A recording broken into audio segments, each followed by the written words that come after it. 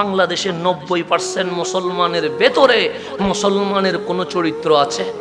যদি আমার ভিতরে মুসলমানের চরিত্র থাকতো তাহলে আমার ভাই তো নিরাপদ থাকতো। কবরের ভিতরে মরহুম পর্যন্ত নিরাপদ থাকে না, আমি কেমন মুসলমান? কবরের ভিতরে লাশ পর্যন্ত নিরাপদ থাকে না, আমি কেমন মুসলমান? রাস্তার মধ্যে মানুষ হেঁটে যায়, আমি সন্দেহ করে তাকে মব সৃষ্টি করে মেরে ফেলি, আমি কেমন মুসলমান?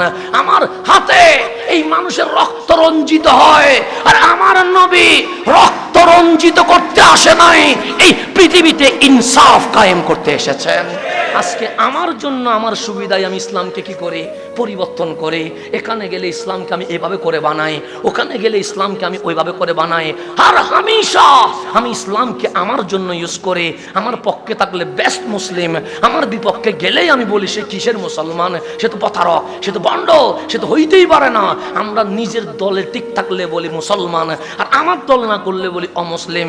আমরা আজকেও ঠিক থাকি, কালকে একটু থেকে একটু হইলেই আমরা কি করে দেই, বলি না তার সাথে হবে না, সেকে জাহান্নামী বানাইতে বসে আছি। তাহলে এইরকম মতের বিপরীত হইলে বাংলাদেশে একটা মব সন্ত্রাস সৃষ্টি করে মানুষ হত্যা করে দেওয়া হয়। অথচ আমাদের মধ্যে হওয়া দরকার ছিল আমরা মিলেমিশেই থাকবো। আমরা দোষ করলে আইন আছে, আদালত আছে, বিচার করবে কে? আদালত। মরে গেলে বিচার করবে কে? আল্লাহ। এটা তো সুন্দর একটা সমাধান ছিল, কিন্তু এই সমাধান বাদ দিয়ে মানুষ নামের মানুষগুলো যেন অমানুষ হয়ে গেছে। দোষ করেছি আমি, কিন্তু অ্যাটাক করা হচ্ছে আমার বউকে, অ্যাটাক করা হচ্ছে আমার মাকে, অ্যাটাক করা হচ্ছে আমার সন্তানকে। তাহলে আপনি যদি দেখেন দোষ যে করবে এটা ব্যক্তির দোষ হবে, এটা সমাজের, রাষ্ট্রের, পরিবারের দোষ হইতে পারে না।